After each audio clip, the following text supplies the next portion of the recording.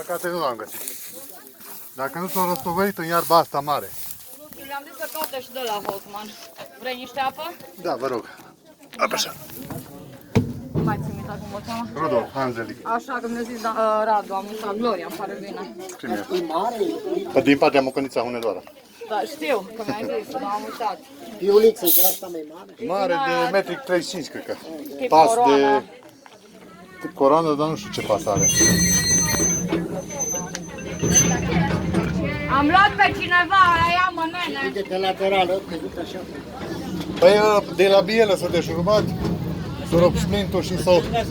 Pe partea asta altă.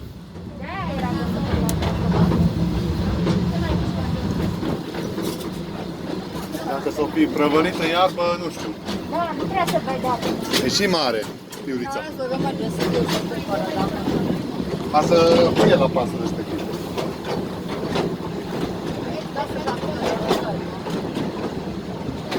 Dacă se mai fie. Asta ca la avion, nu fie să unitate. S-ar putea să fie la un anumit pas. Da, este cu pas tinere.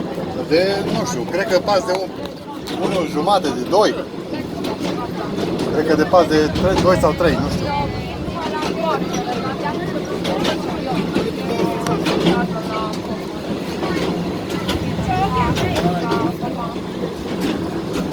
Bine că... Astăzi și mâine și sâmbătă și duminica viitoare. 2 weekenduri, că așa le-am programat pe... Da. Păi noi am închiriat locomotiva, mecanic, vagoane, avem și vagoanele noastre, dar să vină cu comisia să-și pună vagoanele lui. Pe domnul care operează pe avut un pen, pe Covasna Comandou și pe Moldovița. Și Brad, Crișor. Brad Crișor. Alea mai merg acolo? Da. Ce fain.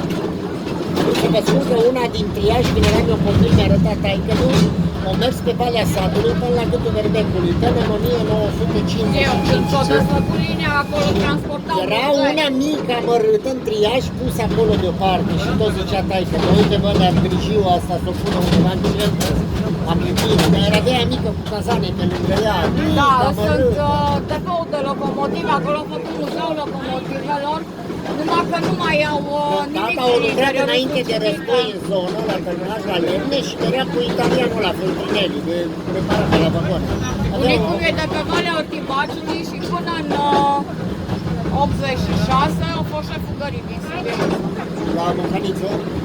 Șeful gării centrale din Sibiu. Deci din sânge o am. Frumos. Așa cu pasiune, așa rămâne în viață. Au ceva farmec. Trenurile pe cartament mic. Astea au fost cele mai rentabile care au dezvoltat Europa prima dată. Linia îngustă. Da. Pe Valea Lobrului se vede linie îngustă, pe Crahova au fost linie îngustă. Prima dată totdeauna au fost linie îngustă și după aceea s-a făcut la linie. Hai să noi stăm să nu facem așa. Nu, la viteza asta nu cred. Păi, dacă te uiți înapoi, poți să vezi că mai lucește sau neagră, știi? E neagră, neagră. Neagră, dar... Dacă e aceeași culoare cu pietrele...